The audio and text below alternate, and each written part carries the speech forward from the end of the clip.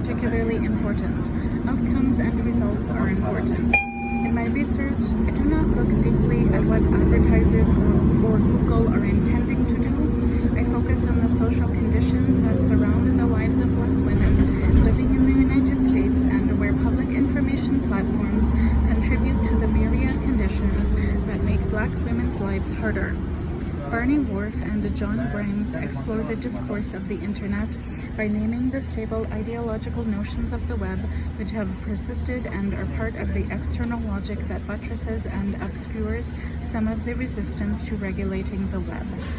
Much of the internet's use for commercialism, academic and military purposes reinforces entrenched ideologies of individualism and a definition of the self through consumption. Many use revolve around simple entertainment, personal communication, and other ostensibly apolitical purposes, particularly advertising and shopping, but also purchasing and marketing, in addition to use by public agencies that legitimate and sustain existing ideologies and politics as quote-unquote normal, necessary, or natural. Because most users view themselves and their use of the net as apolitical, hegemonic discourse tend to be reproduced unintentionally. Whatever blatant perspective, mired in racism, sexism, or other equally unpalatable ideologies pervade society at large, they are carried into and reproduced within cyberspace. Andre Brock, a communications professor at the University of Michigan, adds that the rhetorical narrative of whiteness as normality configures information technologies and software design and is reproduced through digital technology. Brock characterized these transgressive practices that couple technology design and practice with racial ideologies this way.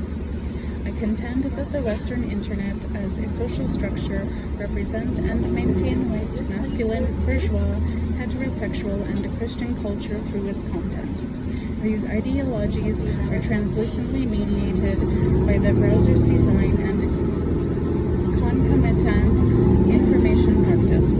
English-speaking Internet users, content providers, policymakers, and designers bring their racial frames to their Internet experience, interpreting racial dynamics through this electronic medium while simultaneously redistributing cultural resources along racial lines. These practices neatly recreate social dynamics online that mirror offline patterns of racial interaction by marginalizing women and people of color.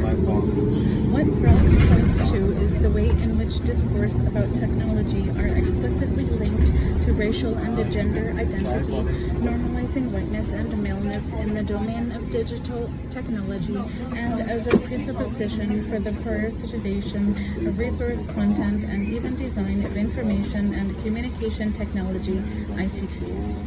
Search engine optimization strategy and budget are rapidly increasing to sustain the momentum and status of website in Google search.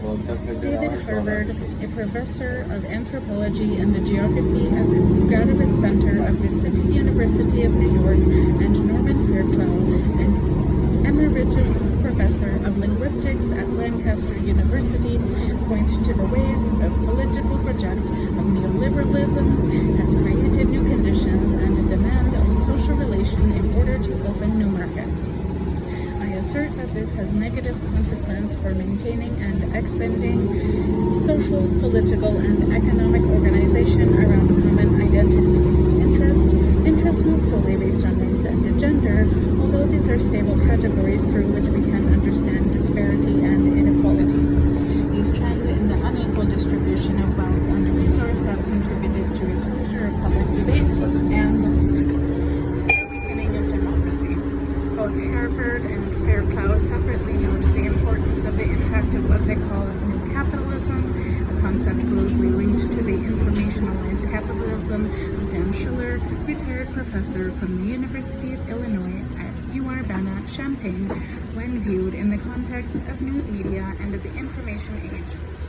What is important about new capitalism in the context of the web is that it is radically transforming previously public territories and space. This expansion of capitalism into the web has been a significant part of the neoliberal justification for the commodification of information and identity. Identity markers are for sale in the commodified web to the highest bidder, as this research about keyword marker shows. It is critical that we engage with the ways that social relations are being transformed by new distributions of resource and responsibilities away from the public toward the private. For example, the hyper-reliance on digital technologies has radically impacted the environment and global labor flows. Control over community identities are shifting as private companies on the web are able to manage and control definitions, and the very concept of community control on the web is increasingly becoming negligible as infusions of private capital into the infrastructure of the internet has moved the US-based web from